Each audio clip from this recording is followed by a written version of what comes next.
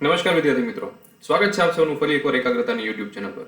મિત્રો, આશા કરું છું ખૂબ જ સરસ તૈયારી કરી રહ્યા છો અને ખૂબ જ સારી ગતિથી જ્યારે આપણે આગળ વધી રહ્યા છે ત્યારે માફ કરજો, એક દિવસ થોડોક વચ્ચે બ્રેક પડી ગયો હતો. ટેકનિકલ એરરના લીધે અત્યારે કદાચ તમને વિડીયો પણ જે છે એ પ્રોપર એટલો નહીં દેખાય, પણ હું તમને જે ડિલિવર કરવા માંગુ છું, મારા જે શબ્દો હશે એ તમારા સુધી બહુ સ્પષ્ટપણે પહોંચશે અને ખૂબ જ સરસ માહિતી સાથે આજે આપણે આ લેક્ચરને કમ્પ્લીટ કરશું.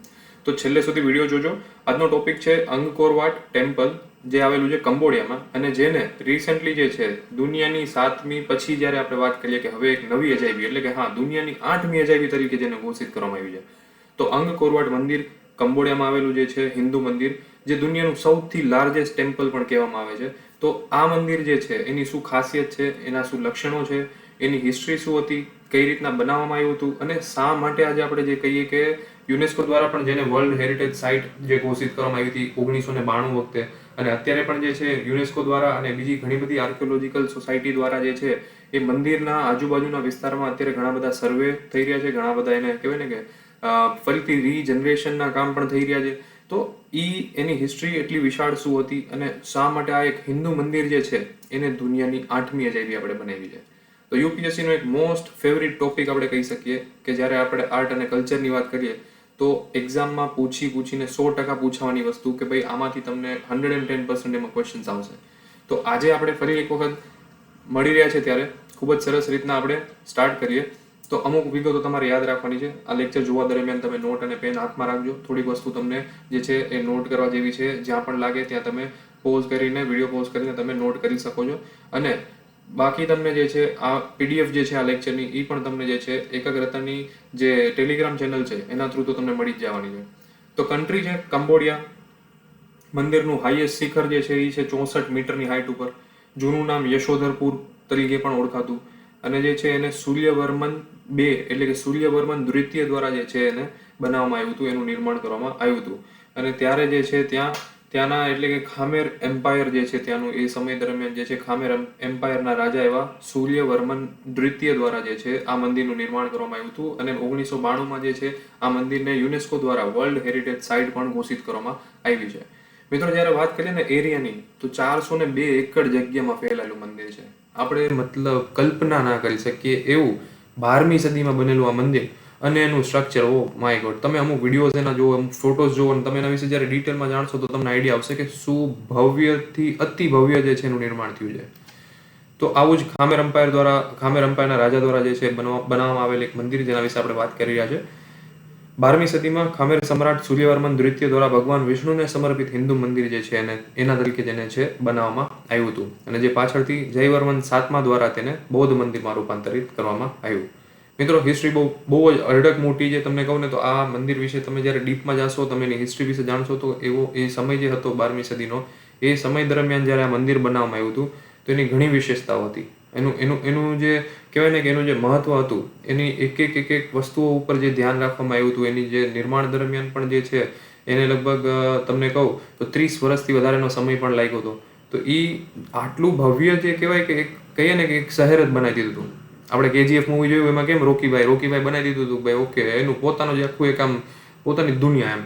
તો એવી રીતના જે છે એ સમય દરમિયાન સૂર્યવર્મન દ્વિતીય દ્વારા જે સ્ટાર્ટ કરવામાં આવ્યું હતું કામ, એ પૂરું કરતા જયવર્મન 7મા દ્વારા જે છે એને જે હિન્દુ મંદિર તરીકે વિષ્ણુને સમર્પિત જે બનાવ્યું હતું સૂર્યવર્મન દ્વિતીય, એ પાછળથી જયવર્મને જે છે એ બૌદ્ધ મંદિરમાં રૂપાંતરિત કર્યું હતું. એના પાછળ પણ ઘણી બધી હિસ્ટ્રી છે, એના પાછળ પણ ઘણા બધા કારણો છે કે એ સમય એવો હતો કે એ દરમિયાન આપણને બધાને ખ્યાલ છે કે રાજા રજવાડા હતા, અથવા તો આપણે કહીએ કે જ્યારે એક જગ્યાએથી બીજી જગ્યા પર જે છે યુદ્ધ થવામાં આવતું, એના ઉપર પછી એ જગ્યાની જે છે એ જગ્યા ઉપર જે રાજા જીતે છે એ જગ્યા એની થઈ જતી, ને આવા ઘણા બધા જે છે એ સમય દરમિયાનની હિસ્ટ્રી પ્રમાણે જે છે તો એ રીતનો આખો માહોલ હતો. તો એને ધ્યાનમાં રાખીને, સિક્યુરિટીને ધ્યાનમાં રાખીને આ આખું જે સામ્રાજ્ય બનાવ્યું હતું એ એટલું ભવ્ય હતું કે જેની કદાચ આપણે અત્યારે કલ્પના પણ ન કરી શકીએ. તો આપણે ડિટેલમાં થોડુંક જઈએ તો અંકોર થોમ પ્લાનિંગ લખ્યું છે એ પ્રમાણે તમને પિક્ચરમાં જે દેખાય છે પણ એકદમ નાનું એવું ખાલી સ્ક્વેર કર્યું છે વ્હાઇટમાં, એ છે બેયોન ટેમ્પલ જેને કહેવાય છે. એટલે કે જે મૂળ જે મંદિર જે છે જે સેન્ટરમાં આવેલું, કે જ્યાં ભગવાનની મૂર્તિ છે, જ્યાં વિષ્ણુ ભગવાનની મૂર્તિ એ દરમિયાન સ્થાપિત કરવામાં આવી હતી, જ્યાં જે છે હિન્દુ કહેવાય ને કે આપણી સંસ્કૃતિ પ્રમાણે જે છે આખું સ્ટ્રક્ચર જે બનાવ્યું હતું મંદિરનું, એનું વચ્ચેનો જે સેન્ટર પાર્ટ તમને બતાવે છે બેયોન ટેમ્પલ. તો એની ચારેય તરફ તમે જોશો, ઈસ્ટ વેસ્ટ નોર્થ તમે સાઉથ તમે જોશો તો એ એકદમ જ મોટો વિસ્તાર છે. કે લાઈક આપણે વાત કરીએ થોડું ડિટેલમાં હજી જઈએ, ક્લોઝઅપ લઈએ તો એરિયલ વ્યૂ તમને દેખાડ્યું છે પ્રમાણે અંકોરવાડ મંદિર જ્યાં બતાડ્યું છે ત્યાંથી તમે ફરતે જોશો તો ચારેય તરફ તમને એક પાણી જે દેખાય છે ચારેય સાઈડ સ્ક્વેર, તો એ શું છે તો કે એ ખીણ છે. એટલે કે ત્યાં તો કે અને પછી એની ઊંડાઈ કેટલી તો કે 700 ફૂટ ઊંડી જે છે એ ચારેય તરફ ખીણ જે છે એનું નિર્માણ કરવામાં આવ્યું હતું. અને એની વચ્ચે સેન્ટરમાં આ મંદિરને બનાવવામાં આવ્યું હતું. અને એના માટે બી મેઇન એન્ટ્રી ગેટ કેટલા, અલગ અલગ બીજા એન્ટ્રી ગેટ કેટલા, એ તમે ડિટેલમાં જુઓ, એનું પ્લાનિંગ જુઓ, એનું લેઆઉટ જુઓ, એનું ઇન્ટિરિયર તમે જુઓ, તો ત્યારે એમ થઈ જાય કે ભાઈ એ સમયે કોઈ પણ ટેકનોલોજી વગર માત્ર ને માત્ર જે છે કહીએ ને કે આપણે મેન પાવર લગાવીને, દિમાગ લગાવીને એ જે એમણે કામ કર્યું હતું એ આપણા માટે ખરેખર અત્યારે એક બહુ જ કહેવાય ને કે અદ્ભુત નમૂનો છે. અને એની બહાર તમે જે જોશો લેફ્ટ સાઈડમાં લખ્યું છે એ પ્રમાણે 3 kilometre by 3 kilometre wall protection, એટલે કે એ સ્ક્વેર આખો જે એરિયા દેખાય તમને પાણીની બહારનો એ આખું એ ફરતે વોલ છે, દિવાલ બનાવેલી છે. અને દિવાલ જે છે એ એની એક સાઈડની જ લંબાઈ તમે કહો તો 3 કિલોમીટર, એટલે કે 3 કિલોમીટર લેફ્ટમાં 3 કિલોમીટર રાઈટમાં તમે એવો એક સ્ક્વેર બનાવો બરોબર છે 90 ડિગ્રીનું, તો એ તમને જે છે એવડો મોટો વિસ્તાર જે છે એ એને કવર કરે છે. અને એની વચ્ચે જે છે આ મંદિર બનેલું છે. અને એ દિવાલ એ ટૂંકમાં જેવી તેવી નહીં, 20-20, 25-25 ફૂટની ઊંચાઈ ધરાવતી દિવાલો બરોબર છે.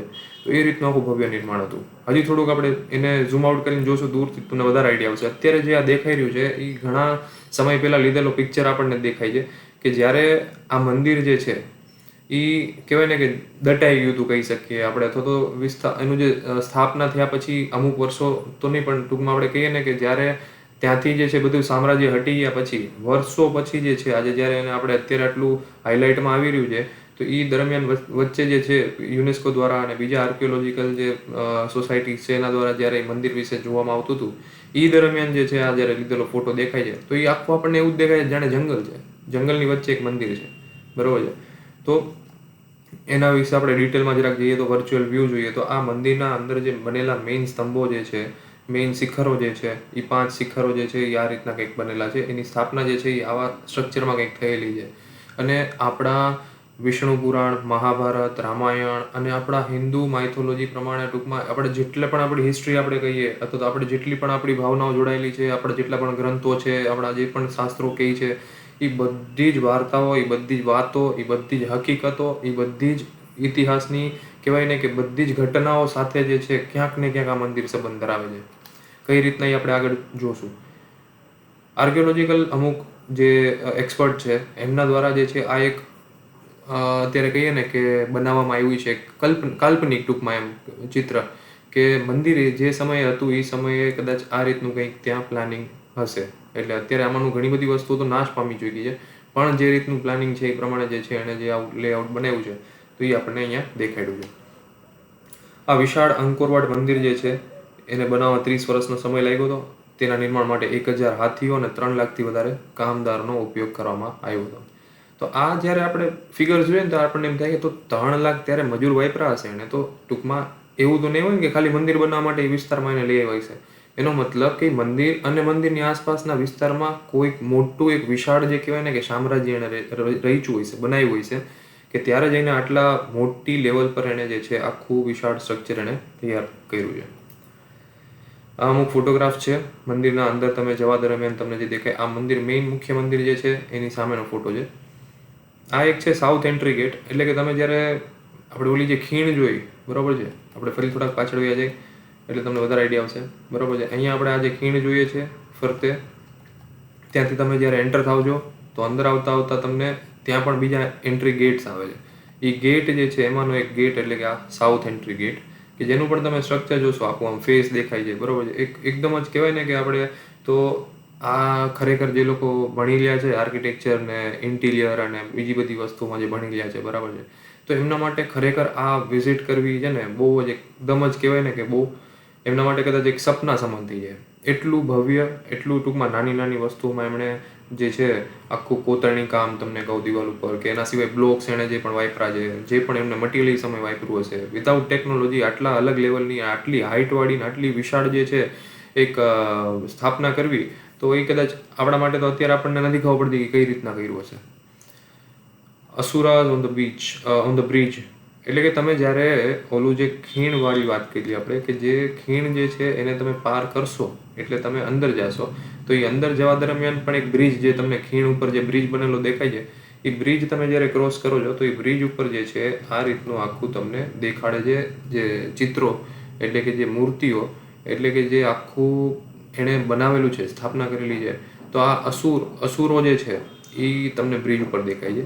અને એની સામેની તરફ જે છે આમાં પિક્ચર નથી પણ અસુરો અને જે દેવતાઓ વચ્ચે જ્યારે આપણે વાત કરીએ કે સમુદ્ર મંથન જ્યારે થયું હતું કે જ્યારે શેષનાગજીને જે છે એક રોપ જેવું પોતે ગણીને એમને આખું મેરુ પર્વતની ફરતે જે છે વીંટાળીને અસુરો અને દેવતાઓ વચ્ચે જ્યારે એ સમુદ્ર મંથન જ્યારે કરવામાં આવ્યું હતું તો એ દરમિયાનનું અહીંયા જે છે આખું એને અનુરૂપ એને આખું દર્શાવતું જે છે ને આખું સ્ટ્રક્ચર ત્યાં મૂકેલું છે. તો તમે જ્યારે જાઓ છો અંદર એ દરમિયાન તમને એની દિવાલો ઉપર મહાભારત, ભગવદ્ ગીતા આપણે કહી દઈએ, મહાભારત કીધું, વિષ્ણુ પુરાણ કીધું, એની બધી જ વાર્તાઓ એને રિલેટેડ બધા સ્કલ્પચર્સ ને બધી જ વસ્તુઓ દિવાલ ઉપર કોતરેલી છે.